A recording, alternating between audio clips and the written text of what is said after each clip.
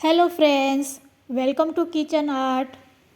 શું ફ્રેન્ડ્સ, તમે ક્યારેય ઉકળતા દૂધમાં ગોળ નાખી કોઈ રેસીપી બનાવી છે? તમને એવું થતું હશે કે ઉકળતા દૂધમાં ખાંડ નખાય પણ ગોળ થોડો નખાય. પણ હા ફ્રેન્ડ્સ, આજે આપણે ઉકળતા દૂધમાં ગોળ નાખી એક એવી રેસીપી બનાવીશું કે વસંત પંચમીના દિવસે કોઈ મીઠી વસ્તુ તમારે બનાવવી હોય અને ઉતાવળ હોય તો આ રેસીપી ઝડપથી બની જશે. રેસીપી સારી લાગે તો લાઈક અને શેર કરજો.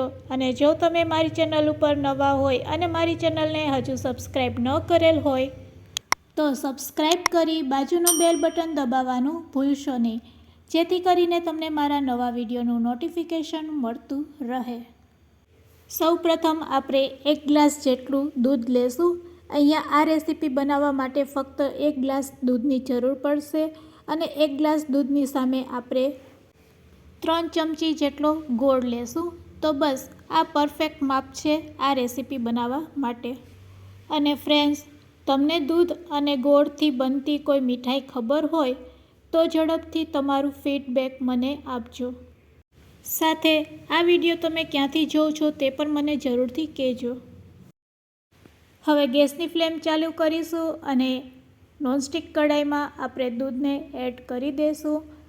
1 ગ્લાસ બરાબર 2 વાટકી દૂધ. આ પરફેક્ટ માપ છે આ રેસીપી બનાવવા માટે. હવે લો ફ્લેમ ઉપર તેને સતત હલાવતા રહેશું. જ્યાં સુધી દૂધ ઉકળે નહીં ત્યાં સુધી તેને આ રીતે પકાવશું. એ વાતનું ખાસ ધ્યાન રાખવાનું છે કે અહીંયા આપણે દૂધને મીડિયમ ફ્લેમ ઉપર જ થવા દેવાનું છે. આ રીતે સતત હલાવતા રહેશું અને એક ઉભારો આવશે એટલે આપણે તેમાં ગોળ એડ કરશું. જનરલી ફ્રેન્ડ્સ શું હોય છે કે આપણે જ્યારે રવો બનાવતા હોય ત્યારે તેમાં ખાંડ નાખતા હોય છે, પણ અહીંયા આપણે ખાંડનો ઉપયોગ કરવાના નથી. અહીંયા આપણે ગોળનો ઉપયોગ કરવાના છીએ. અને ફ્રેન્ડ્સ, જો તમે એકવાર આ રીતે આ મીઠાઈ બનાવશો તો વારંવાર આ રીતે જ બનાવશો. અને વળી જે લોકો ખાંડ નથી ખાતા, ડાયાબિટીસ હોય છે, તે પણ આ મીઠાઈ ખાઈ શકે છે. અહીંયા આપણે બિલકુલ ખાંડ નથી નાખવાના. તો ફ્રેન્ડ્સ, 2 મિનિટ પછી તમે જોઈ શકો છો કે દૂધ સરસ આ રીતે ઉકળીને એકદમ ઘટ થઈ ગયું છે. તો બસ આ સ્ટેજ ઉપર હવે આપણે ગોળ એડ કરી દઈશું. હવે ફ્રેન્ડ્સ, તમે જોશો કે ગોળ એડ કરવાથી શું થાય છે. આ રીતે એકવાર આપણે ગોળ નાખી દીધા પછી થોડીક વાર જ તેને હલાવશું અને પછી તેને એમનેમ રહેવા દેશું. તો તવેથા કે સ્પેચ્યુલાની મદદથી આ રીતે તેને આપણે એકવાર હલાવી લેશું અને પછી થોડીક વાર રહેવા દેશું. એટલે ગોળ જાતે ઓગળી જશે અને જાતે ગોળ ઓગળી જશે એટલે આપણું દૂધ છે એ ફાટવા લાગશે. તો આ રીતે બસ હવે આપણે દૂધને હલાવશું નહીં. લો ફ્લેમ ઉપર આ રીતે થોડીક વાર તે ઉકળશે એટલે તમે હવે જોઈ શકો છો કે દૂધ આપણું ફાટવા લાગ્યું છે.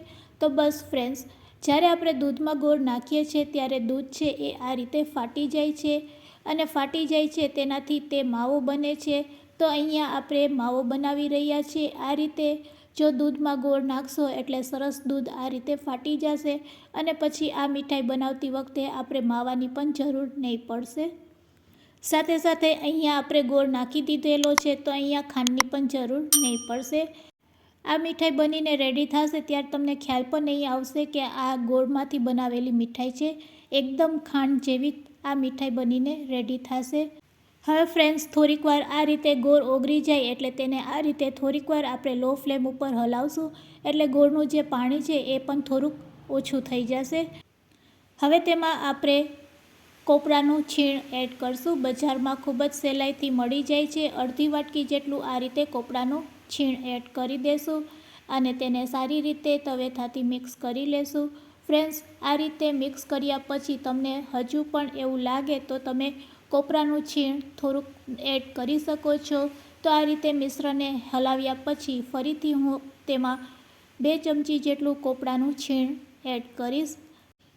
ઘણા લોકો તેને નારિયેળનું પણ છીણ કહેતા હોય છે. તો બસ આ રીતે હવે તમે તેની થિકનેસ જોઈ શકો છો. હવે આ સ્ટેજ ઉપર આપણે એલચીનો પાવડર એડ કરી દઈશું. તેનાથી આ મીઠાઈમાં ખૂબ જ સરસ ફ્લેવર આવશે. સાથે સાથે હવે આપણે 10 રૂપિયાનું પેકેટ લેશું મિલ્ક પાવડરનું. બજારમાં ખૂબ જ સહેલાઈથી મળી જાય છે અને 10 રૂપિયાવાળા પેકેટમાં જેટલો પાવડર નીકળે છે તેટલો મિલ્ક પાવડર આપણે આ મીઠાઈમાં નાખીશું. તેને સારી રીતે મિક્સ કરી લેશું. અહીંયા આપણે વસંત પંચમી માટે આ મીઠાઈ બનાવી રહ્યા છીએ. તો વસંત પંચમીના દિવસે આપણે પીરી મીઠાઈ બનાવતા હોય છે. તો આપણે થોડીક ચપટીક હળદર નાખી દઈશું. અહીંયા આપણે ફૂડ કલરનો ઉપયોગ નહીં કરશું. અને ફ્રેન્ડ્સ, ચપટીક હળદર નાખવાથી ટેસ્ટમાં કોઈ ફેર પડતો નથી. ફક્ત આપણી મીઠાઈ છે એ પીળા રંગની દેખાશે. લો ફ્લેમ ઉપર આપણે તેને ત્યાં સુધી હલાવતા રહેશું જ્યાં સુધી તે એકદમ ઘટ ના થઈ જાય અને નોનસ્ટિક કઢાઈને તે છોડવા ન લાગે. તો ફ્રેન્ડ્સ, હવે તમે જોઈ શકો છો કે આપણું મિશ્ર છે એ કઢાઈને છોડવા લાગ્યું છે. તો હવે આપણે ગેસની ફ્લેમ બંધ કરી દઈશું. અહીંયા આપણી મીઠાઈ રેડી છે. તેમાં આપણે જે પણ ડ્રાયફ્રૂટ ઘરમાં અવેલેબલ હોય તે ડ્રાયફ્રૂટનો અહીંયા આપણે ઉપયોગ કરશું. તો મેં અત્યારે કાજુ, બદામ અને કિસમિસનો ઉપયોગ કરેલો છે. તેને પણ સારી રીતે આપણે મિક્સ કરી લેશું. અહીંયા આપણે ગેસની ફ્લેમ બંધ કરીને જ ડ્રાયફ્રૂટ એડ કરશું. રેડી કરેલા આ મિશ્રને હવે આપણે એક બાઉલમાં કાઢી લેશું અને મિશ્ર ઠંડુ થઈ જાય પછી તેમાંથી આપણે મીડિયમ સાઇઝના લાડુ બનાવી લેશું. રેડી કરેલી આ મીઠાઈ એકદમ કોપરા પાક જેવી લાગશે ટેસ્ટમાં. તો ફ્રેન્ડ્સ, હવે તમે સમજી ગયા હશો કે દૂધમાં ગોળ નાખવાથી પણ આટલી સરસ મીઠાઈ બની શકે છે. બસ હવે તેમાંથી આપણે નાના નાના લાડુ બનાવીશું. મિશ્ર ગરમ હોય કે ઠંડુ, લાડુ તરત જ આ રીતે બનીને રેડી થઈ જશે. તો તમારે જે શેપ આપવો હોય તે શેપથી તમે આ મીઠાઈ બનાવી શકો છો. તો હું અત્યારે તેમાંથી નાના નાના લાડુ બનાવી રહી છું. આ રીતે તમે હાથમાં દબાવશો એટલે એકદમ સહેલાઈથી તે આ રીતે બની જશે. તો આ રીતે એક જ હાથેથી આપણે લાડુ બનાવી શકીએ છીએ.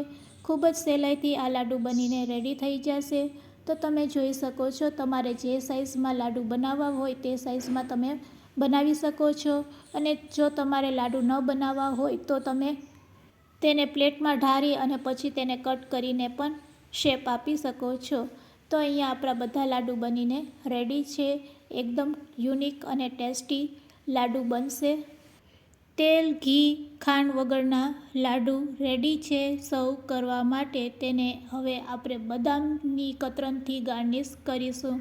તો આ વસંત પંચમી ઉપર તમે પણ આ રીતે લાડુ જરૂરથી બનાવવાની ટ્રાય કરજો. ખૂબ જ ટેસ્ટી અને સ્વાદિષ્ટ બનશે. તો આજની આ રેસીપી તમને કેવી લાગી તે પણ મને કમેન્ટ્સમાં કહેજો. અને ફ્રેન્ડ્સ, આ લાડુ કેટલા સરસ બન્યા છે તેને હું તોડીને પણ બતાવું છું. તો ફ્રેન્ડ્સ, તમે જોઈ શકો છો એકદમ યુનિક રેસીપી છે અને ટ્રાય કરવા જેવી છે. તો જરૂરથી ટ્રાય કરજો. ફરી મળીશું એક નવી રેસીપી સાથે.